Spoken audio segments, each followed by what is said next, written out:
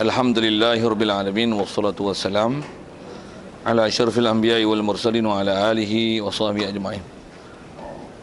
Qala Syekh Musannif rahimahullah taala wa nafa'na bihi wa bi ulumi fid darain. Kita di muka surat 105 595. Wala yajuzu an yabi'a al-wakilu bai'an mutlaqan min nafsihi. InsyaAllah kita masih nak sambung ni dalam bab wakil. Ini beberapa lagi peraturan yang mesti dipaham, standard operation procedure untuk wakil. Wala yajuzu an yabi'a al-wakilu bai'an mutlaqan min nafsihi. Asal terjemahnya kata dia tidak harus. Kaedah bahasa fiqh ni la yajuzu dengan makna yahrumu. Haram an yabi'a, bahawa menjual oleh wakil bai'an mutlaqan, yang jualan semata-mata jual min nafsi, daripada diri dia. Itu perkataan ilmu dia. Apa maksudnya? Orang yang jadi wakil, dia tak boleh menjual barang itu kepada dia yang dialah penjual, dialah pembeli. Yang ni kalau istilah Arabnya dipanggil ittihadul qabid wal muqbid. Maksudnya satu orang yang mengakad dan ijab dan qabul tu dia orang yang sama. Saya jual air Aura Life ni, Aura Life, saya kena kipian Aura Life. Aura Life ni sebotol dengan harga RM20. Aku beli, aku jual, aku yang beli. Atas kita tokey, kita punya, tak payah akad lah, kita punya pakai lah. Itu kalau kita tokey. Ini bukan tokey, kita koli. Bila kita koli, atas nama koli wakil. Kalau atas koli pun, tapi kita bukan atas nama wakil, tapi kita beli, kita untuk jual kan. Yang milik itu kita, yang tu tak perlu akad-akad apa lah, pakai lah. Tapi kalau kita sebagai wakil, kalau contoh ni, kita dilantik sebagai jurujual, bukan milik kita, kita kuasa wakil. Itu kita bincang. Jadi atas kuasa wakil, dia hanya boleh kuasa menjual, dan pada orang, dia tak boleh jual pada diri dia. Dan jual pada diri dia masalah tak mana. Tu yang istilahnya tak sah untuk dalam bab-bab akad yang muamalat begini, untuk qabid dan muqbid pada orang yang sama. Qabid ialah orang yang mengqabad, maksudnya orang yang nak ijab, dan muqbid orang yang nak terima, orang nak terima, itu dipanggil qabul. Jadi ijab dan qabul tu dilakukan oleh one person. Tak boleh. Itu yang perkataan disebut tak harus bagi wakil dia menjual sebagai jualan mutlak daripada diri dia. Maksudnya dialah yang penjualnya, dialah pembeli, sedangkan dia wakil untuk jual dan dialah orang yang nak beli. Jadi dia tak boleh beli untuk diri dia, tak boleh. Jadi kalau untuk diri dia beli, dia kena isteri dia beli, anak dia dah balik untuk beli pihak dia, bagi pihak dia.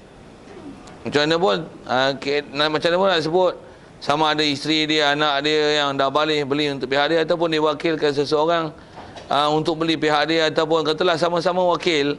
Saya, kalau katalah saya sebagai wakil untuk jadi jurujual, saya tak boleh cashierkan barang saya. Saya kena orang lain yang satu taraf dengan saya sebagai wakil. Katalah saya sebagai cashier kedai, ni cashier kedai, saya nak beli barang, saya kena cashier kat dia. Saya tak boleh cashier kat saya. Saya yang cashier kat saya. Saya beli barang, cing. Aku beli, aku jual. Kalau bahasa sekarang tak ada lah akad kan, macam mana pun peraturan atas jalan wakil tak boleh. Macam mana pun sikit kalau tanya orang yang biasa cashier, ada biasa jadi cashier. Semua orang high profile kan, tak jadi cashier lah.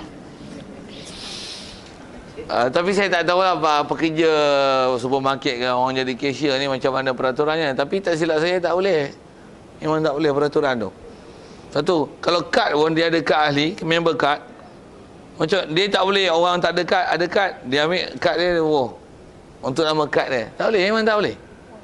Point untuk dapat point tu, tak boleh. Kalau ikut point tu, siapa tak ada, kad aku. Tak boleh, dia tak boleh. Dia tak boleh. Dan kalau kata dia nak beli, dia tak boleh di atas dia yang jadi cashiernya. Dia kena beli rakan dia, cashier, kawan dia yang akan jualkan ke dia, baru boleh masuk point kat dia. Kalau tak sebut dalam syarat, hukum supermarket punya cashier pun macam tu. Dan kalau lihat syarat punya peraturan tu asalnya. Dan dia adalah di atas prosedur amanah tak amanah. Pasal bila kita yang qabid dan muqbid, kebolehan pecah amanah di situ adalah besar. Satu syarat bagi peraturan macam ni. Macam mana pun, macam mana kita bicara beramanah, yang lepas ada kelahi tak kelahi, masalah asal kat dia ialah amanah. Kalau atas berlaku kerosakan dan sebagainya, itu satu hal, masalah ganti rugi apa kita bicara dulu. Kalau ada kelahi apa, macam mana pun menang dekat dia di atas orang yang amanah, di atas kita sendiri yang kalau katalah kita berada di tempat wakil itu, amanah atas kita. Atas kata itulah, kalau atas nama jurujual, kita sebagai kuasa wakil, kita tak boleh wakil untuk kita sendiri. Kita adalah orang yang nak menerima wakil itu, nak terima barang itu, nak disebab beli, kita pembeli, kita adalah wakil untuk jualkan barang itu. Kita yang jual, kita yang belinya. Itu asal kata hukum yang nak dipahamkan, tak sah. Bila tak sah, maksudnya kita muamalat tu muamalat haram. Dan kalau nisbah makan, ambil harta dengan cara batil, walaupun bukan kita tak bayar, kita bayar, tapi tak sah muamalat itu. Prosedur, standard prosedur dia tak betul. Operation standard dia tak betul, prosedur macam tu. Baik. Jadi walau sarhal muwakkilu lil wakil fil bai' min as-saghir, kama qalahu mutawalli khilafan lil Bughawi, wala sahu annahu yabi'u li abihi wa in ala wa li ibnihi al baligh. Baik.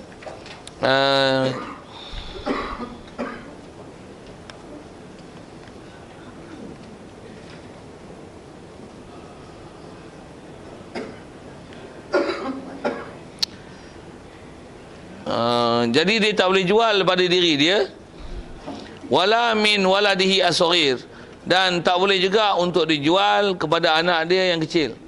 Pasal kita dah belajar peraturan muamalat asal, khususnya dalam fiqh Syafi'i kita, setiap orang tak baligh, dia tak boleh muamalat sendiri.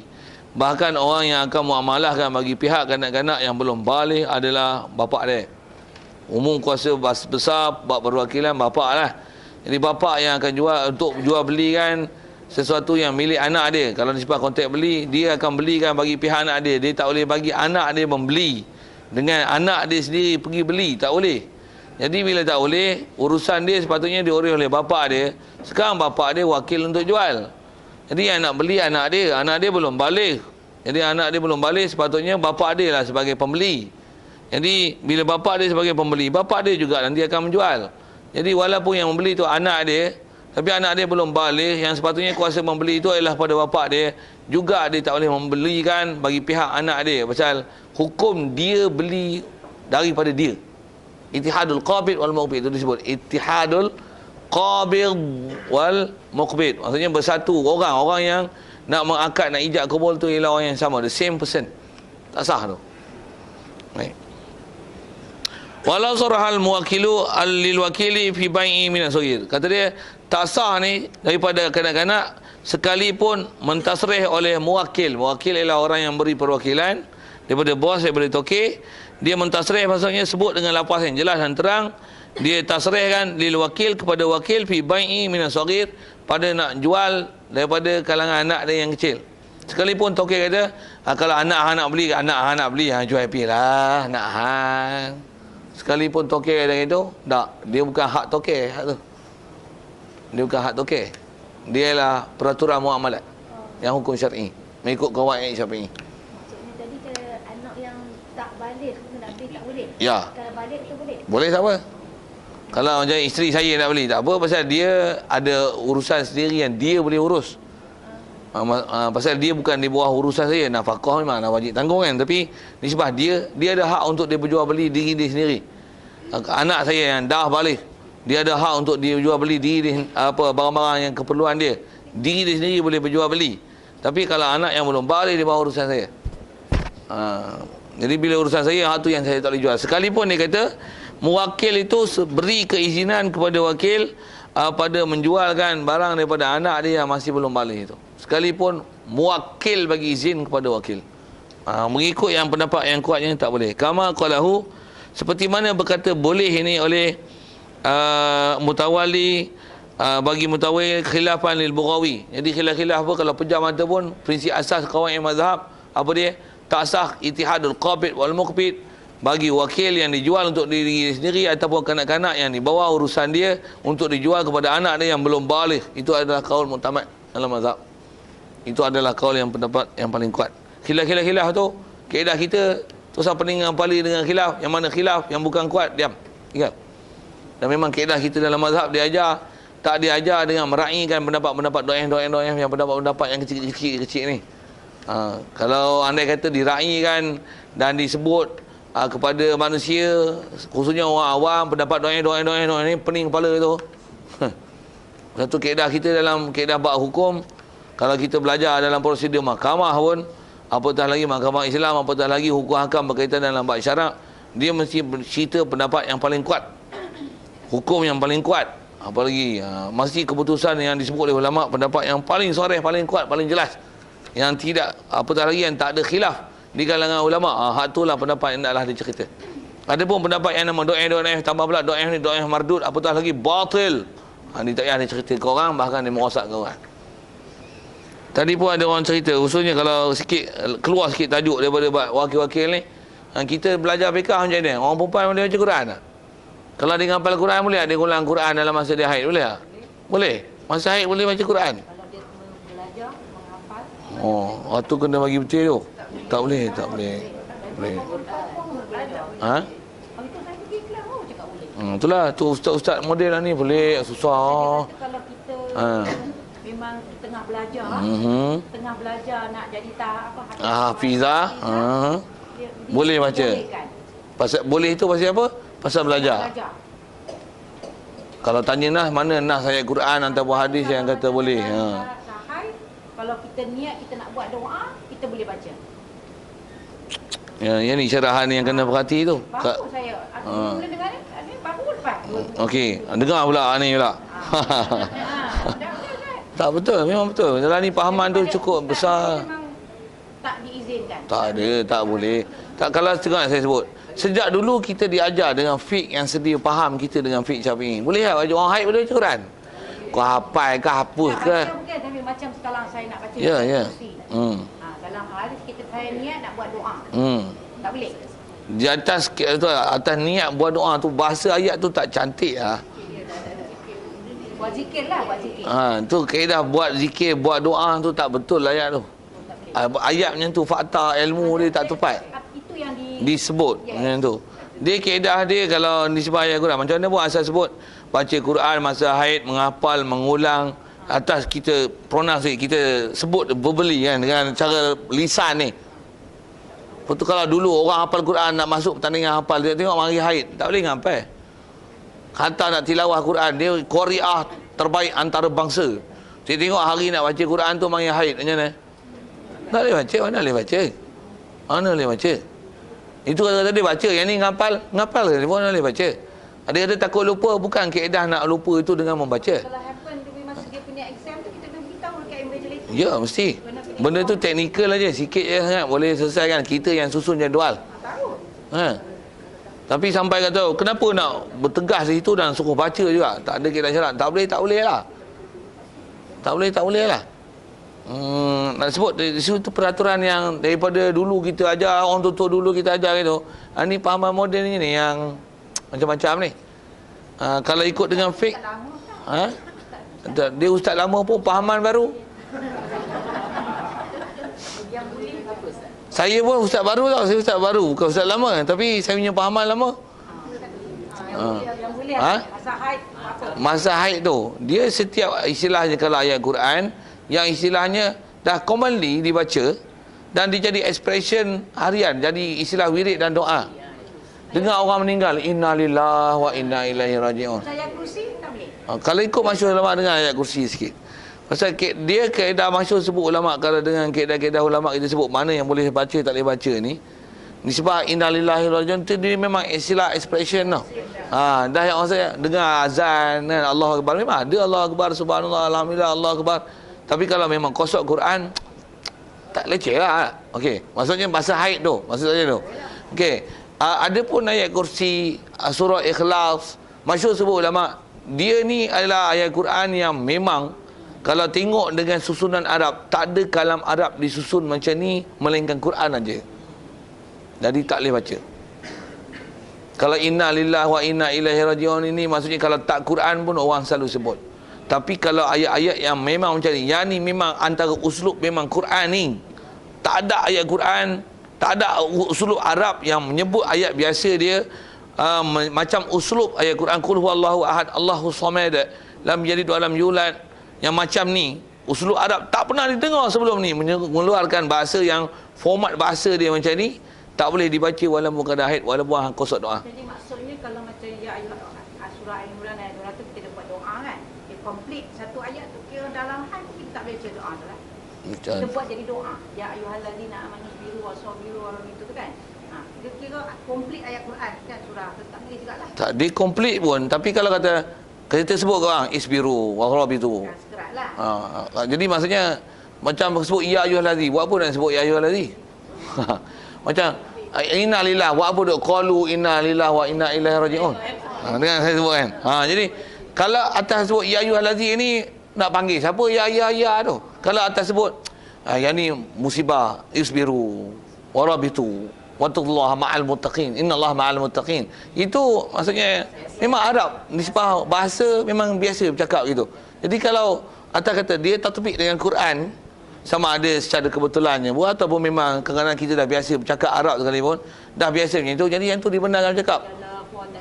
La haula wala quwwata illa billah. Bismillahirrahmanirrahim. Nak makan macam bismillah. Memang ayat Quran itu sebiji-sebiji ayat Quran tu. Tapi tak kosot pun ayat Quran, tak berasa pun ayat Quran. Yang tak berasa tu yang boleh baca. Kalau ikut ayat kursi surah Ikhlas, dia adalah memang memang ayat pure, memang tak pernah ada uslub Quran datang macam mana uslub surah Ikhlas dan ayat kursi. Apatah lagi memang kosot baca Quran. A'udzubillahi minasyaitonirrajim. Bismillahirrahmanirrahim. Tabarakallazi nazala al-furqan. Kalau hati tak apa, pasal yang salah ni ialah berlafaz. Kalau dengar tak apa. Ataupun rasanya saya ada sebut bab tu, kalau kata mengulang dengan dia tak keluar suara tapi kumat kamik mulut je.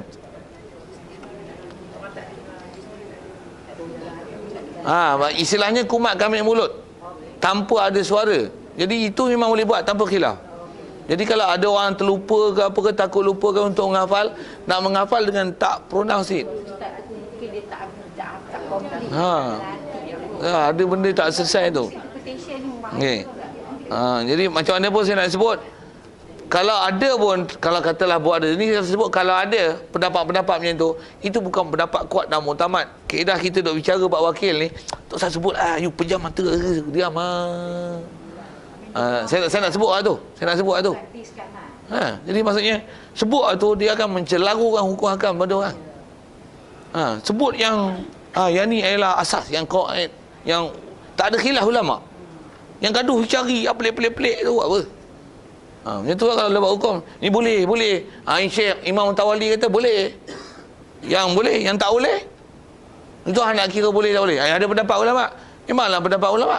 Kalau kata saya sebut ni, air ni saya nak sebut tak boleh kan.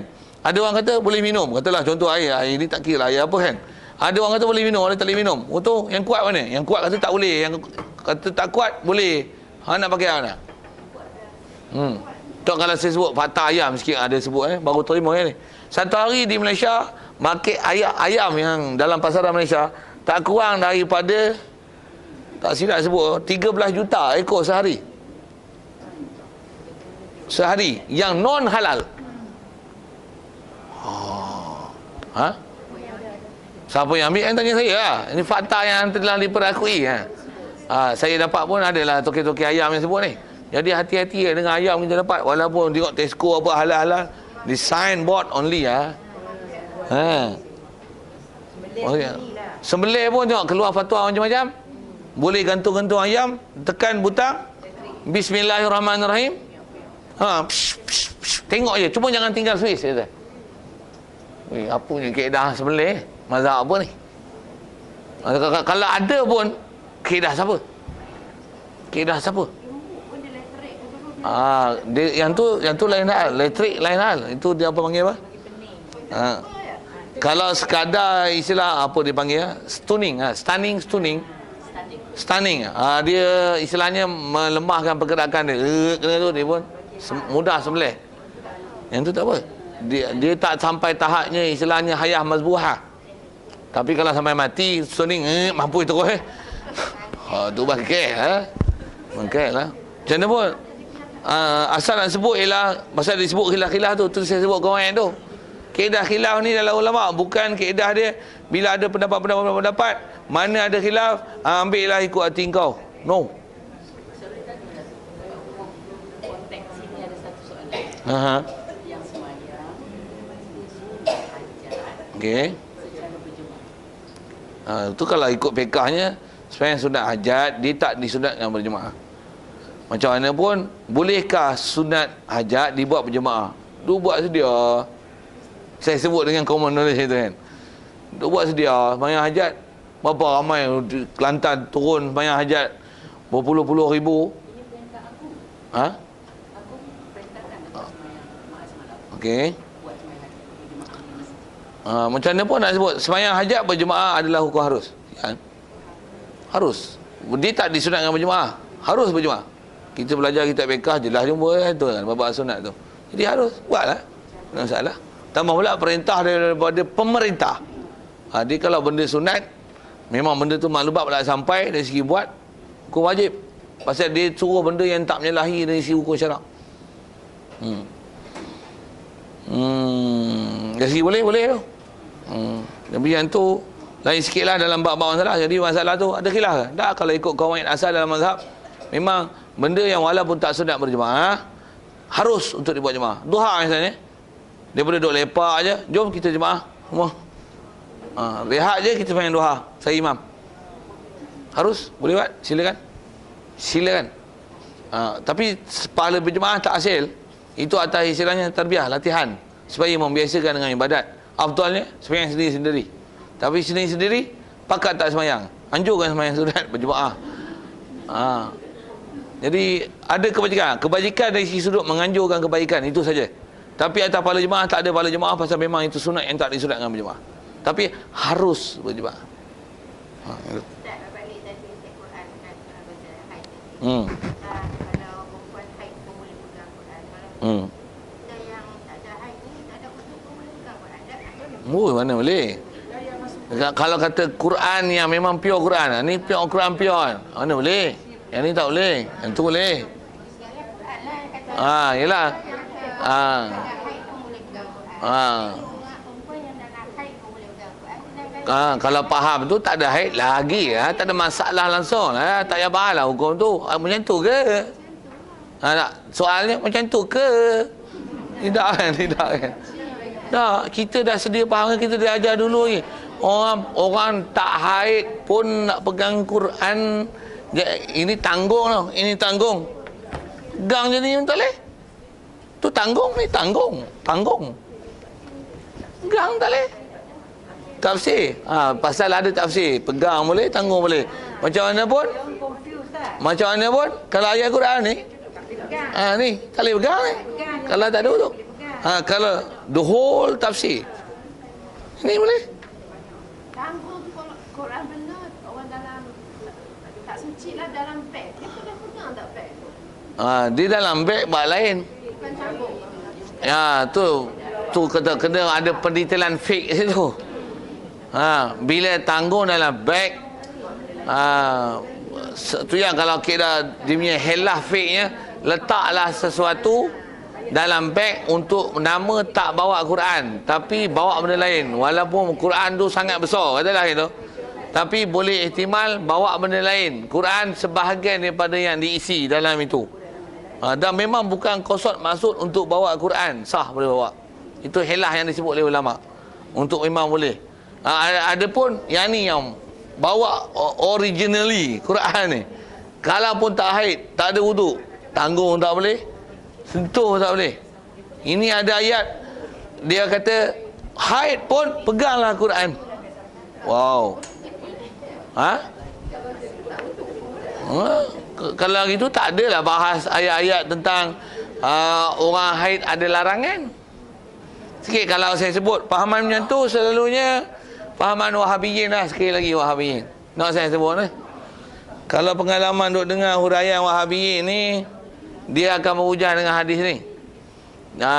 Pasal dia kata orang perempuan haid memang boleh baca Quran. Dia kata, kalau nak tengok ni, tengok Dr. Mazhar Muhammad Asri Zainal Abidin, buka dia punya tu, tengok ada disebut komen, dia sebut ada orang tanya dia tentang perempuan haid baca Quran. Dia kata boleh, daripada anak tuan-tuan duk merapu je, baik dia suruh baca Quran. Dia kata macam tu.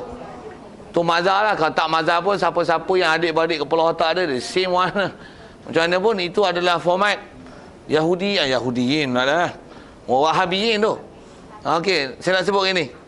Kalau tanya kat dia kenapa boleh?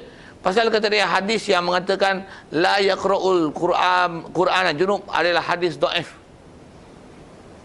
Dia kata la yaqra'ul Quran, hadis yang kata orang perempuan la yaqra'ul, bukan junub, silap sebut tu, la yaqra'ul Quran al-haid, maksudnya orang perempuan haid tak boleh baca Quran. Hadis tu dhaif pasal rawi dia ada Abdullah ibnu Ayyash, yang perawi ini adalah tak siqah, kata dia, menyebabkan hadis ini dhaif, jadi tak boleh dipakai dalam bab hukum. Jadi hadis tu tak sabit, jadi maksudnya orang perempuan haid boleh pakai, boleh baca Quran. Okey, itu disebut masalah tu dalil dia. Yang tu disebut bab haid tau. Tapi ada hadis yang sangat kuat, yang ni dia tak sebut. Tu kata dia orang ni tak adil dalam pembahasan hukum. Dia ikut kepala otak dia. Dengar saya sebut. Ada hadis yang begitu kuat, yang memang sebut dalam Bukhari, dalam Muslim. Ada hadis sebut macam ni, la yaqra'ul Qur'ana junubu. Tadi la yaqra'ul Qur'ana al-haidu. Hadis haid memang perawi dia tak kuat, hadis mentabak kuat tak ada. Tapi hadis la yaqra'ul Qur'ana junubu, orang junub tak boleh baca Quran. Hak tu hadis kuat tanpa ada seorang ulama berkhilaf. Baik, soal gini, orang haid dengan orang junub mana hadas lebih besar? Sama tak sama? Hadis haid lagi besar, bab haid lagi besar, haram. Pasal apa? Orang haid suaminya boleh bersama tak? Tak boleh. Haid dia tak boleh masuk masjid. Tak boleh masuk masjid. Orang junub pun tak boleh masuk kan. Macam mana pun orang, kalau ada junub, boleh junub sekali lagi tak? Huish, apa soalan tu?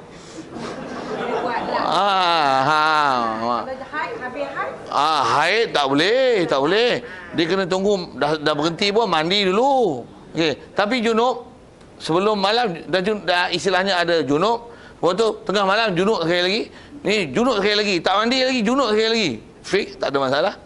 Jadi nak sebut orang haid dengan junub, larangan dia lebih besar. Orang junub, nisbah orang lelaki, dia nak jatuh talak pada isteri dia boleh. Tapi kalau orang perempuan haid jatuh talak, tapi perbuatan menjatuhkan talak masa haid adalah haram dan berdosa. Nak sebut larangan masa haid berbanding dengan junub adalah lebih besar. Dan atas bahas ulama, hadas besar dengan junub, hadas besar dengan haid, hadas besar dengan haid adalah lebih besar pengharaman dia dan lebih kuat haram dia, lebih kuat tegahan dia berbanding dengan orang yang junub. Okey, balik pada hadis tadi. Hadis tentang haid tu memang tak kuat, tapi hadis dengan junub kuat. Kaedah dia punya, kaedah mantiki dia, kalau orang junub pun tak boleh baca Quran, tu kata dia tak adil dari segi pembahasan hukum. Satu, kalau orang macam ni, pasal dia ambil betul-betul lapar hadis zahir, dia kata dia tak ada hadis yang sebut, dia nak mentah-mentah hadis tersebut macam tu. Satu, kalau sebut sekali lagi, ini pahaman Wahabiyin juga. Dia kata bab qada sembahyang, itu pun selalu orang tanya bab qada. Macam mana pun saya nak fahamkan, ya khilaf. Benda tu bukan khilaf pun, benda tu ada muktamad, tapi dia tak adil dari segi pembahasan dia tak selesai kan. Apa yang sebut orang bab qada sembahyang, dia kata bab qada sembahyang yang ada ni orang terlupa, orang tertidur subuh, bangun pukul 8, kena qada tak? Kena qada. Siapa tertidur? Yang ni dia tak tidur, memang jaga, dia tengok internet daripada 4 pagi. Oh tu tak semayang sampai pukul 8, tak semayang subuh. Soal, kena qada tak? Wahabi kata tak kena. Taubat selesai. Pasal apa? Dia bukan tidur. Dalam hadis kata tidur dijaga, kena qada. Ni tak tidur. Kaedah kita yang ulama kita ajar macam tu. Wahabi tak ada nas suruh orang yang tinggal semayang dengan sengaja qada, tak ada nas. Bodoh. Tu kata bodoh. Ustaz dengan kod mentor ni, kod masa kita zaman jahiliah. Okey. Ustaz sebut macam Okey. Tak. Macam mana pun nak sebut dari segi kaedah mantiki dia tu. Nak sebut kalau tinggal semayang dengan tertidur pun kena qada. Ini sengaja-ngaja tak mau semayang takkan tak kena qada. Itu mantiki dia. Memang tak betul. Wahabi tu yang Wahabi tak betul. Pak, dia punya kalau kita belajar tadi ayat akidah kan. Dia memang telan nas zahir lafaz saja. Dia tak ada kias-kias, tak ada. Satu, saya ngaji dulu tutup guru ajar nak kelahi dengan Wahabi ni, benda-benda macam tu. Kadang-kadang fiqah katalah dia tak mahu terima kan. Kita cari ilmu fiqah bab yang common knowledge, yang common hukum, memang tak ada nas. Kita tengok dia jawab apa. Dalam Quran ada tak larangan kita anak sepak bapak, jangan sepak bapak, jangan sepak mak, ada tak? Memang tak ada yang Quran. Quran sebut kata apa? Wala taqul lahuma uffin saja. That's all ayat Quran. Dalam hadis pun tak ada. Tak ada hadis yang sebut jangan sepak mak bapak kau, jangan terajam mak bapak kau, jangan hantar orang tua. Tak ada hadis sebut itu. Tak ada hadis sebut itu. Yang ada wala taqul lahuma uffin waqfid lahuma janaha dhulli minar rahmah. Apa seumpama itu ayat Quran? Macam mana pun atas larangan bercakap jangan berkata uffin. Uffin dengan makna atadajjaru, aku jemu. Boring, bosan. Hak tu pun tak dibenarkan bercakap tau. Soal sepak macam mana? Wahabi kalau faham tu, Quran kata uffin aja, sepak tak apa. Yang penting mulut jangan cakap. Sepak tak apa. Wahabi faham macam tu. Itulah faham zahir ayat. Namanya. Itulah faham zahir ayat. Itu bab fiqah kita nampak terrible. Tu yang bab tauhid tadi. Really terrible. Big problem. Ustaz, macam Ustaz cakap Wahabi tu ni, adakah dia orang pernah buat statement openly macam tu? Ya, memang ada. Kalau bab qada sembahyang memang dia cakap gitu. Tu yang saya kata kalau buku-buku yang mereka memang ditulis oleh tokoh mereka, yang istilah mereka ulama Saudi, yang nama Bin Baz, Saleh Utsaimin, apa nama Syekh Fauzan, yang Saudi Arabia punya tu, yang memang pahaman yang macam ni, buku-buku mereka jelas sebut gitu. Jelas. Macam kami ni kena tahulah yang penulis tu apa dia punya kefahaman. Ya. Kena ambil tahulah juga kan. Itu penulis tu yang ustaz tu tanya, ustaz ambil pahaman mana ni? Kalau dia kata kita ambil pahaman daripada Quran hadis, jagalah ayat macam tu biasanya from them lah. Yang tu memang gambaran dia orang lah. Ya. Pasal kaedah kalau saya lah orang tanya, ustaz ambil mana ni? Saya ngaji fiqah, kitab fiqah macam ni. Itu memang cara lama jawab itu. Kalau cara demo tak, kita Quran hadis. Kita tak pakai mazhab. Tu jaga. Itu golongan demo tu. Memang boleh cam sangat. Tengok pelik je. Punya. Tengok macam tak betul je. Cam lah. Something tu. Dulu kita dengar tak boleh baca Quran masa haid. Ni dengar boleh. Macam pelik je. Dulu baca sembahyang Yasin malam Jumaat tak apa. Ni tak boleh, haram, bidah. Nanti akhirat itu jagalah, masuk neraka lah tu. Macam pelik je. Okay. Sikit guna bahasa macam tu kan. Memang betul lah kita punya pelik tu. Satu, rujuk pada ahli dia. Memang kalau dengar explanation betul, tu kata jangan nanti ustaz-ustaz awam-awam pun kalau faham elok kepak dia itu je. Kalau dia kata baca Yasin malam Jumaat masuk neraka, tak boleh, pasal Nabi tu memang tak baca Yasin malam Jumaat. Menentukan malam Jumaat untuk baca Yasin tu, surah lain tak baca. Ada dosa kata masuk neraka. Bila masuk neraka tu, tanya dia, yang ni kelas yang ni duk ajar tu, tanya kelas dia yang ni duk ajar tu. Ni pelajaran apa? Ni pelajaran hadis. Ada tak Nabi belajar hadis lepas asar? Ada tak? Pula tu minggu pertama, minggu ketiga, minggu kedua jadual orang macam ni. Ada tak? Ustaz pun masuk neraka serupa lah macam kami duk baca Yasin malam Jumaat. Lagi pula yang Yasin pun tak apa baca. Jadi kami tak masuk neraka lah pasal tak baca Yasin. Ustaz tiap minggu memang tak miss punya datang masuk neraka awal lagi kata. Kedah kelahi mantiki ni tu. Tak payah pakai dengan Quran hadis. Kedah kelahi mantiki tu istilah kuno kedah penat guna akal. Jadi kita bicara asal tu nak sebut ke sana tu pasal sebut khilaf dia lah. Satu kedah kita kalau ada khilaf pun tak diajar menyebut khilaf-khilaf pelik-pelik ni. Hak depa ni memang suka publish kan. Betul bahasa dia. Suka war-war orang benda macam ni. Nampak? Kita lah golongan yang nak mujaddid, yang pembawa bahtera penyelamat. Contemporary. Rupanya bahtera dia kalam tengah laut. Sikitlah bahasa-bahasa gitu. kita tak diajar dengan cari-cari benda-benda khilaf tu. Dia cari benda pelik-pelik tu. Yang mana yang muktamad, yang ulama dah tambah yang tak ada khilaf, tu dia tak mau pakai.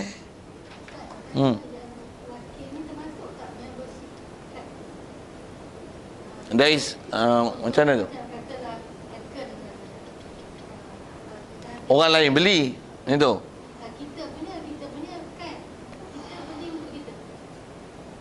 Okey, kita beli untuk kita, masuk kat kita lah kan. Ini kita beli untuk orang tapi masuk kat kita, macam tu.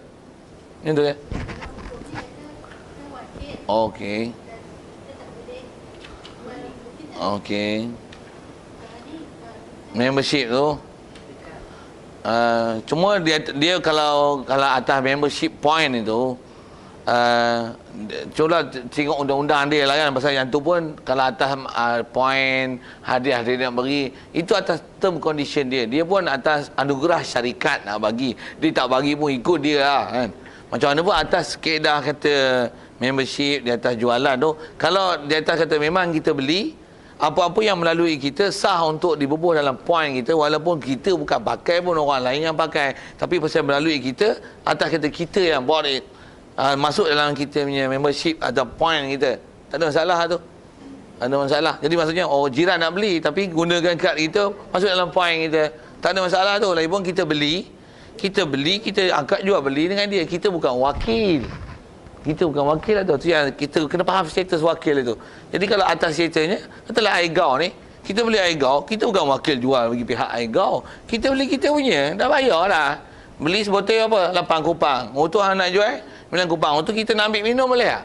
Engkau punya minumlah semua satu serela pun.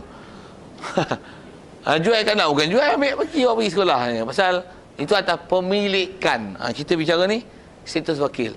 Jadi kalau atas tak, bukanlah. Cuma mungkin istilah mereka. Mereka mengistilahkan wakil. Tapi kalau tengok tu yang dia mesti dinilai dengan mizan syar'i. Adakah di situ statusnya wakil atau maksudnya bukan wakil? Kita milik mutlak kita punya. Kita dah milik. Untuk kita nak jual sama ada dengan harga ahli ke dengan harga tak ahli, member price ke. Ikut kita lah nak jual tu, sama ada kita nak dapat keuntungan tak keuntungan tu atas kita kan. Cuma kita nak point, atas nama point, atas kita jual, masuk point kita, tak ada masalah dalam fiqh. Cuma atas mereka menisbahkan itu salah guna kad lah apa dan sebagainya. Sepatutnya bukan member tak boleh bagi harga member. Dia straight kan undang-undang itu. Macam mana pun dia atas muamalat kita.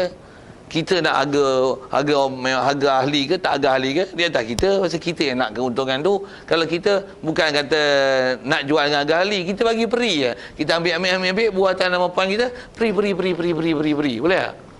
Berdosa tak? Dia bukan member, macam mana kau boleh bagi free? Yang kita punya, dia tak ada masalah. Walaupun dia letakkan tu sebagai pecah amanah, tak amanah apa-apa, sepatutnya tak boleh bagi harga ahli. Nak jadi member baru boleh bagi harga tu. Ni kau gunakan kad kau nak bagi harga kat dia macam ni. Jadi tak amanah. Pada mereka, takrifan mereka itu adalah sebagai istilahnya tak amanah atau atas nama wakil ahli itu, mengikut takrifan mereka lah. Tapi kalau atas muamalat syar'i itu sah pemilikan kat kita. Kita nak bagi berapa yang kita nak, sama ada untung tak untung, bahkan bagi free pun, even bagi free pun tak ada masalah dalam kaedah syarak. Tak ada lah. Jadi yang kita duk bicara ni orang yang memang berstatus wakil betul, macam kisir tu. Tu yang kena ambil bab hukum ni.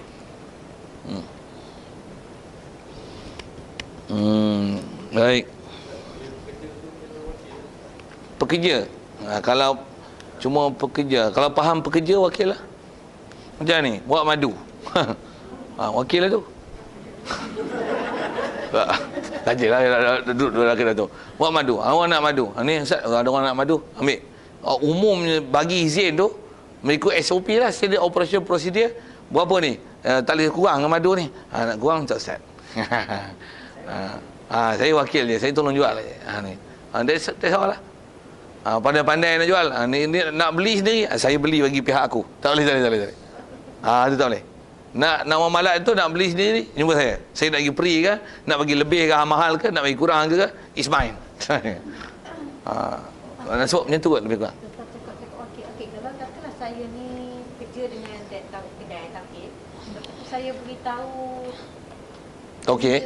Tak, saya beritahu kat orang yang duk beli kat saya tu benda-benda ni sekarang ni boleh dapat kat kedai lain. Okey. Itu macam kira dia tu tak amanah Ustaz. Tak. Tidak. Boleh Dan macam katalah barang tak ada kat kedai. Ada. Tapi kita suggest dia pergi kedai lain Because yang kedai tu dia ada murah. Lagi apa ke apa ke. Tak apa. Tu dari segi unethical lah dari segi perniagaan tu lah, tapi dari segi hukum tak apa. Cuma kalau ikut ada segi amanahnya, pasal kita dia amanah untuk jual. Jadi jual only lah. Maksudnya kalau kita bagi saja, kalau benda tu tak ada, memang bagi suggestion kat dia memang tak ada masalah lah. Tapi bila kata engkau tak usah pergi kedai, maksud ya. Saya cakap macam saya jual minyak atar. Okey. Dan at the same time tak kita dia jual botol-botol lah, tapi botol dia tak banyak varieties. Yang other shop tu dia memang wholesaler untuk jual botol. So worker ni kata kalau makcik nak yang lebih elok, makcik pergi kedai. Kedai. Tak apa kan? Tak ada. Tu ya, kalau ikut dari segi muamalah tak ada masalah. Pasal tu yang kata bab tu dia pula memang pasal dia yang tu dia tak boleh bagi arahan. You jangan bagi saja seorang pergi kedai lain tau. Tak mahal, tak ada masalah tu, tak ada masalah. Dia tak boleh tutup mulut dia.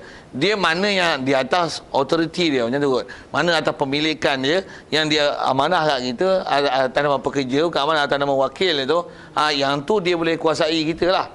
Kita ikut perintah dia kan. Langgar tu salah lah. Tapi mana-mana bukan atas kata perintah yang sepatutnya di atas barang dia, boleh cakap macam mana pun atas nama morality dia tak elok lah. Engkau jual barang ni tapi engkau saja pergi beli kat orang lain. Macam mana baik engkau pergi jadi seller orang tu? Gaji makan gaji dia, tak apa cantik lah. Macam mana pun dari segi hukum haram ke? Tidak. Tak ada. Jadi katalah saya jual barang ni, pembeli nak beli pun, wah mahal sangat. Makcik macam ni. Kalau makcik nak beli, memang kedai kami ada jual, tapi kami jual harga ni memang tokey tak bagi kurang. Makcik nak beli murah, makcik boleh kedai sebelah. Memang murah.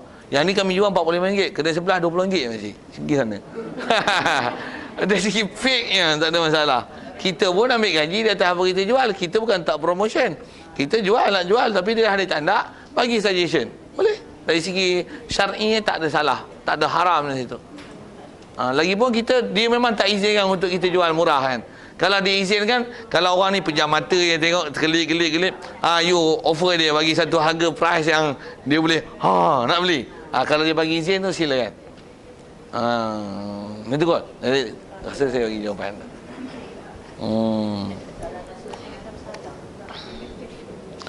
Perhabiskan ayat tu kata dia walasahu annahu yabi'u li abihi. Pendapat paling asal bahawasanya wakil dia boleh jual bagi bapak dia. Bapak boleh, bapak pasal bukan kanak-kanak, bukan di bawah pengurusan dia. Bapak memang dia boleh jual untuk seorang wakil, dia boleh jual untuk bapak dia. Wa in ala, begitu juga orang kata datuk ni, moyang ni, kata-kata tak ada masalah lah. Yang tak bolehnya anak yang di bawah tanggungan dia masih uruskan anak itu. Begitu juga boleh wali ibnihi al-baligh, anak dia yang baligh, boleh. Pasal kaedah kita dalam muamalat, khususnya dalam kaedah Syafi'i, mana-mana anak baligh dia istilahnya boleh baik mustaqil. Baik dan musyari sebagai orang mustaqil, boleh terasing diri dia sendiri, tak kait dengan kita. Wa in sapula sekalipun ke bawah, cucu, cicit, piuk, berat, tapi semua baligh, tak ada masalah. Tapi bila tak baligh, tak boleh. Pasal kita tak boleh istilah ittihadul qabid wal muqbid. Tak boleh. Ilam yakun safian, sekalipun kata dia tidak adalah anak dia itu safihan. Syarat tu silap. Syaratnya anak itu lam yakun safihan, dia bukan safih, wala majnunan, bukan majnun. Pasal bila dia safih, bila dia majnun, dia istilahnya tak boleh tasarruf. Bila tak boleh tasarruf, dia lah akan tasarrufkan bagi anak dia yang gila. Ada anak dia yang safih, macam mana anak dia belum balik. Itu tak boleh. Itu tak boleh. Wa fa in sarahal muwakilu bil bai'i minhuma sahha jazman. Jika telah mentasrih, memperjelas oleh muwakil bil bai'i dengan kata boleh jual minhuma, daripada keduanya, daripada yang majnun ataupun safih ataupun anak dia yang tak balik, sahha jazman, sah. Yang ni pasal kaedah dia wakil dia ikut perintah orang yang mewakil. Kalau dia aku bagi free ataupun kata hang jual ni macam mana, ikut hang lah, ikut hang tu macam mana. Nak jual hutang kah, nak jual tunai kah, nak pakai duit Malaysia kah, nak pakai duit Siam kah, nak bagi tuan harga kah, janji hang jual, dia dah bagi lesen besar tu, jalan. Tapi kalau dia tak bagi lesen macam tu, dia ikut standard operation procedure. SOP tu kita sebut dengan bahasa itu atau seumpamanya lah. Jadi mana-mana yang memang telah diberi izin seluas-luasnya, dia tu macam ni lah, kau jual macam ni pun ada barang keperluan kau kat rumah tu, kau teknik lah, kalau mesin kau jual kat kau lah. Maksudnya kau balik rumah cuma kena bayar lah kan. Tapi yang ni pun kau member dekat tak dekat je, katalah itu, ataupun dia ada kod-kod dia, yang ni kod ahli punya, kod member punya. Kau pakai member kod tapi kau sendiri boleh kodkan untuk kau. Dia boleh bagi keizinan tu. Maksudnya mana yang kau punya keperluan harian, supermarket ke apa, kau nak bawa balik barang, kau balik barang, isi dalam kotak. Tapi harga kena buat, jangan bawa balik itu pria pening kepala aku katanya. Tapi kau boleh jual untuk kau. Di bahasa itu, diizin. Kau bawa balik rumah tapi semua harga kira kau kita bagi harga ahli. Bawa balik. Kau nak jual ke sana, itu kau punya pasal, pandai kau lah. Okey. Mana-mana ya? Dia dah bagi izin, jalan. Kalau dia tak bagi izin, tambah dia bagi peraturan. Engkau juru jual saja tahu. Kalau engkau nak beli pun, kau kena beli dengan juru jual lain. Kau tak boleh jual untuk engkau. Itu asal peraturan. Itu asal kita. Wala yuqirrul wakil. Okay. Yang ni bab ikrar lah. Wallahu a'lam. Kita tangguh situ. Soal kalau ada sekitar asal kita bicaranya tentang masalah wakil tak boleh jual untuk diri dia sendiri ataupun siapa-siapa yang di bawah tanggungan dia.